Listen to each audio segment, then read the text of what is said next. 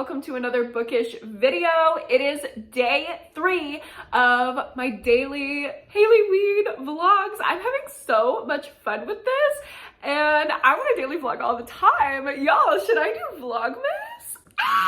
Oh my gosh, I'm having so much fun with this. So last night on Sprint, we stayed up until like after midnight. It was so much fun. We had a freaking blast. And I got halfway through a book that is not on my TBR, but I just wanted to freaking read it. So that's what I did. Also, y'all, I hopped up on caffeine. This is my second cold brew of the morning because we had super late sprints last night. And then I had 2 clients in a crisis that I had to see this morning. So I needed to be awake. We had wonderful sessions. Everyone's in a regulated place now. I'm very happy about that. But now I am back on my reading game. I started No One Rides for Free by Judith Sonnet. This is the newest Judith Sonnet release and I am loving it. I'm so happy to say that I'm loving it. I'm about at the halfway point. And y'all, this is extreme horror for sure, but not in the way that we've seen kind of before from Judith Sonnet. I'm used to very extreme, disgusting gore from her. I love her gross descriptions of characters and things like that. But this one is not extreme in that way exactly. This is much more psychological. So if you're scared of gore, but you wanna try extreme horror, I think No One Rides for Free would be a great one for you. It's been very psychological, very little gore. But at the halfway point, I actually just hit the second warning. I've never read an extreme horror book that before a specific scene had an additional warning in the book. So let me read it for you. It says, the following pages of No One Rides for Free are so graphic, disturbing, and depraved, we are legally obliged to give you time to put it down and decide whether or not you want to continue reading. If you read on, you are consenting to witness the horrors ahead, which are at times unimaginable. You are also expected to read at your own risk, knowing full and well the producers of this book are not responsible for any side effects you may suffer. If you are at all squeamish, sensitive, or easily offended, we recommend you find a happier story. If you do continue reading and find yourself growing weak with shock, to stave off sickness, fainting, and even death, repeat to yourself, it's only a book, it's only a book, it's only a book. That just makes me so excited to read the next chapter. I need to do my hair, but as soon as my hair is done, I am diving right back into this book. I am so freaking excited to get into it.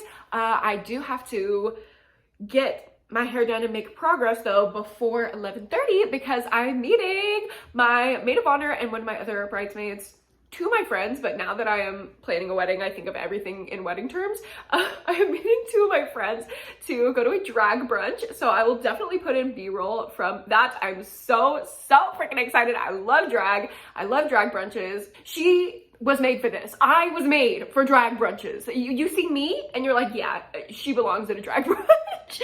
So that's why I'm wearing like my cute little velvet moment. She's so cute. I'm obsessed. Oh my God, I look really good in this clip. Okay, the caffeine is really getting to me. Y'all, Atlas coffee, love them. Anyway, welcome to day 3 of haileyween.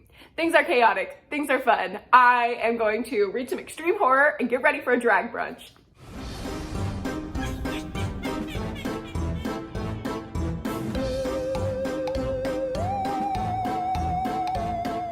Holy shit. This book, Bubba shook too. I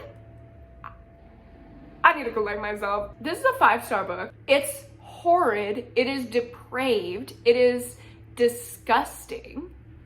And as I was reading it, I was like, I know I'm not gonna give this whole 5 stars, but I have to, okay? If the construction would just shut the fuck up so I could tell you about this amazing book. This book follows a family, a mom and her son and her daughter, as they are driving the kids to college. And on the way, a man kidnaps them, overtakes their vehicle, and tortures them basically the entire time. And there was definitely gore in here. Like, it wouldn't be extreme horror without the gore, but it was way more psychological than anything. It was just horrifying. It was an assault to the psyche, and I say that in the best way. Throughout the novel, it was not a celebration of, oh my god, psychological horror, so fun. Like, this was not a fun book. This was like watching real life trauma happen. And Judith Sonnet is wonderful with trauma rep. Like, every single emotional piece was woven throughout the story. It wasn't just like, this is what's happening, it's depraved, boom. No, she followed it up with the commentary on mental health and the trauma wounds that would be left if this was a real experience for the characters. And I loved reading the afterword. In fact, I really want to read you a portion of the afterword because it really stood out to me, and it made me feel like my feeling for wanting to give this a 5-star was justified, okay? Because at first I was feeling disgusting with myself that I wanted to give this book 5 stars, and then I read this and I'm like, it made sense. No One Writes for Free was inspired by the rape and revenge subgenre. So think like I Spit on Your Grave vibes. It was strongly inspired by Last House on the Left. She says, I wrote this book with the intent of it feeling like an offensive, cruel rape and revenge thriller without muting the trauma with social commentary and artful dialogue. This book is supposed to make you feel shitty and bad and like you need a shower. And as someone who has been abused before, that's how the world can feel sometimes. And I think it would be disingenuous of me to write a book about this extreme subject while treating it with kid gloves. That said, I take my trigger warning seriously, so I really understand if this one wasn't for you. Don't worry, all my books are not like this. And that just really hit home for me. Like, the feeling that I felt while reading this was not good. But the reason why I wanted to still give it a 5 star is because that's a real emotion. The fact that a book can make you feel empathy for real victims and almost like have your stomach turn in the way that you know the characters' stomachs were turning as this psychological trauma was occurring. It's just fantastic to me. Not to mention, she also says in this book that it was a challenge and she told herself she had 10 days to write, edit, and release it. Just 10 days. She did this in 10 days. I'm sorry, this book deserves some kind of award. I think if you can handle this, obviously considering your mental state and your triggers, what you can take, but if you think you can handle this, you really should, because wow, that was crazy. I love a book that makes me feel something, and this intended to make me feel disgusting and horrid and take me to a dark place, and it definitely succeeded in that. But I also feel empathy for the real life victims of this type of psychological trauma. Honestly, it reminded me of client experience. Y'all know that I work with deep trauma. I work with a lot of survivors of sexual assault in my practice. This just reminded me of the absolute horror that people go through. So while it did make me feel gross, there's this like amazing part of the story that it can make you feel that depth of emotion, and it really brings out, even though it sounds weird, empathy and compassion in myself. So I'm gonna give this book 5 stars. It is definitely not for everyone, okay? It's definitely not. But if this sounds like something you can handle, I give it 5 stars, so just like do with that what you will. I am so glad that I took the departure from my TBR to read that one because it slapped. But I still do want to finish my TBR, even though I've read 6 books in 3 days, which is crazy. I'm going to move on and complete the last book that was actually on my official TBR. And this book is fitting the LGBTQ author prompt, even though the ones that I read by Judith Sonnet could have already fulfilled that prompt. Listen, I've wanted a book for every prompt, so period. I want to read Exquisite Corpse by Poppy Z. Bright, who I believe goes by a different name now.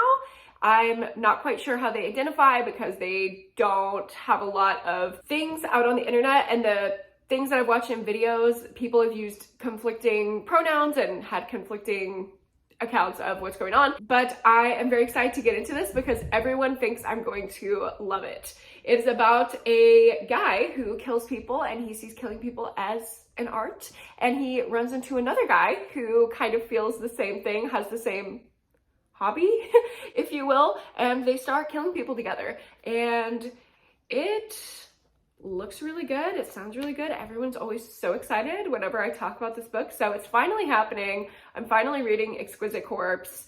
I cannot wait to read it, but we're not going to read it now. What we're going to do now is go to a drag brunch, and I'm so excited. Okay, I will see you there.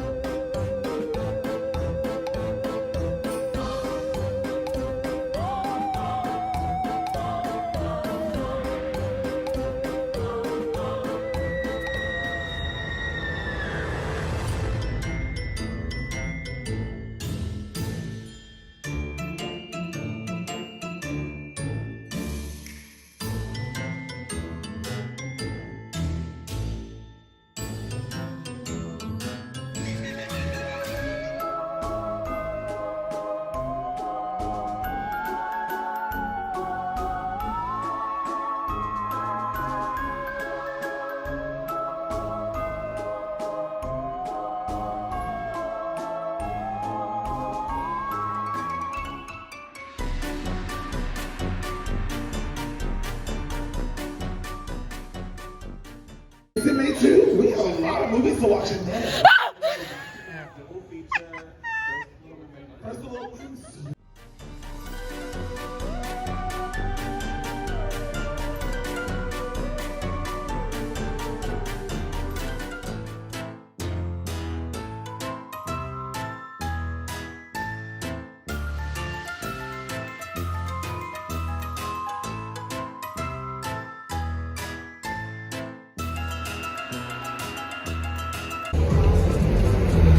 I'm waiting for my Uber. I'm drunk. I just want to get back and sprint with y'all. I'm trying to get my Uber back from the drag brunch. We'll see if I make it in time. I'm gonna try my best. Hello vlog. I've been on Sprint for a few hours now. It's after 5:30 and I'm only about 50 pages into Exquisite Corpse. It's taking me a while to get into it. I fell asleep twice trying to get through the first chapter. Whether that's because of the mimosas or the writing, I'm not sure. I have come to find that I don't love Andrew Compton's perspective, who is the actual serial killer. I do like Jay, who is the other serial killer, and I believe it's going to be Andrew Compton's love interest. He's like a swanky New Orleans street rat. And I really like following the perspective of what I think is going to be their first victim, who is a Vietnamese American guy named Tran. And I just really like following their perspectives a lot more than the main character. He's a little insufferable to me. It's giving like Chandler Morrison. Like, it's giving, I really think being brutal and violent is artful and gorgeous, even though it's just like cutting somebody's head off. You know what I mean? It's like necrophilia in itself is not beautiful. You have to have beautiful words to describe it to make it beautiful. And it's just giving like Chandler Morrison dead inside is like the best way I can put it for that specific POV. But the rest of them, I am enjoying. So it's taken me a little bit to get into it. I'm about a quarter of the way through and I am liking it, but definitely not an immediate love. So I'm gonna hear it out. I'm gonna try my best to enjoy it, but that's kind of where I'm at with Exquisite Corpse. Hello vlog, I am halfway through Exquisite Corpse. Not loving it. Okay, it's not bad. It's just not what I was expecting, not what I was really looking for. We're halfway through the book and the two murderers have not met yet. So I'm like, was that not the whole point of the book, is them hunting together? Like, I thought they were gonna be a literal slaying duo, and that is just not what's happening. Halfway through, I feel like I don't really know much about the characters. We're skipping around to so many characters. There's like 4 characters that we're following. So I feel like we haven't gotten true depth with any of them because there are too many. And you can't do a character-driven novel with 4 people. Like, I don't have the capacity to know that much about these people. In only 126 pages, we're over halfway done with the book, and I feel like I don't know anything that's going on. Also, these chapters are so long. For such a short book, it is dragging. And the gore, like, I expected the gore to be way more than it is. I feel like it's just like 6 sexual fantasies and very little actual gore, like on page slashing gore. Maybe I went in with expectations that were different from what the book is actually giving, but to me, it's not giving much. The thing that I'm enjoying the most is our like victim character that we're following. So this takes place during the AIDS epidemic, and our victim character just broke up with his boyfriend, or his boyfriend dumped him, or whatever, they split up, and the boyfriend was HIV positive. So there's like a interesting high stakes storyline there, but that wasn't even a storyline I was expecting, and that's what I'm enjoying the most. So I don't know, I'm just kind of bored and not feeling fully invested in this one, and to be over halfway through and to not be into like what's on the back of the book, like, I don't know, that's just like not great for me. So maybe I went in with too high expectations, I don't know, but this one is not really living up to what I thought. I have to get ready to go to a birthday dinner. My friend's birthday is tonight, so we're going to her little birthday dinner. I'm sure I will put in some B-roll there, and then hopefully I will be able to come home tonight and finish this book so I can complete my TBR, and on day 4, just completely mood read all day. Sounds like a dream.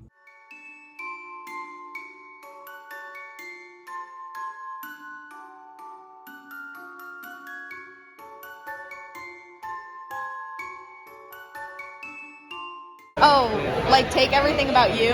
I don't think I could handle in a man. Like it's like I feel like it's everything that like you would find in like a gay man, but like not like in a bad way, but like even in a gay man, I couldn't stand it. Like it's the perfect configuration where I'm like, oh yeah, like I'm down for it. But if it was in like a man or anybody else, like I'd be like, no. I would just be an insufferable man. No, like literally the most annoying man. So if that's what we're talking about, then yeah, no, I wouldn't be about it.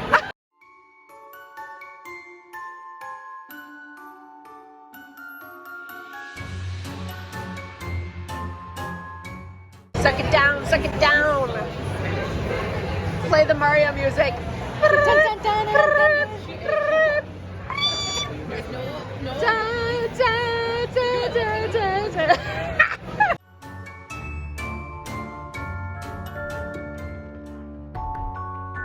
Hey vlog, we are home from the birthday dinner. It was so fun, but now it's midnight. So technically this vlog is supposed to be over because it's the end of the day and this was a daily vlog and I look crazy. It's the end of the day and it was a daily vlog, so, you know, checks out. So you will have to wait until tomorrow for my full thoughts on Exquisite Corpse because I have not finished it. I will probably end up finishing it tomorrow during sprints, our closing sprints, but I will probably pick up something else after that as well because I'm trying to cram in as many books as I can and just read as much horror as I want during the readathon. But I did want to mention when I got home, I had a package notification and I didn't order anything, so I was wondering what it was. And Sweet Teresa sent me Sweet Pea. I am so excited to read this. She says she loved it, so that gets me really excited. The tagline is, "The last person who called me Sweet Pea ended up dead. I haven't killed anyone for 3 years, and I thought that when it happened again, I'd feel bad, like an alcoholic taking a sip of whiskey, but no, nothing. I had a blissful night's sleep, didn't wake up at all. And for once, no bad dreams. This morning, I feel balanced, almost sane." It's giving female serial killer. I am so excited. Thank you so much, Teresa. So that is fun. And yeah, I just edited the daily vlog that's gonna go up tomorrow. And now I have to edit this one. And then I'm gonna have one more to edit tomorrow after I film it. I hope you guys have been enjoying the daily vlogs. Let me know if you have, and I will do it more. I really am thinking about doing Vlogmas because I'm having fun with this. But yeah, I look a mess. I'm so tired. I have clients in the morning, so I gotta go. But I'll see you tomorrow for full thoughts on Exquisite Corpse. Tune in for the vlog tomorrow. Turn on notifications, subscribe, like this video if you liked it, and I will see you then. Bye.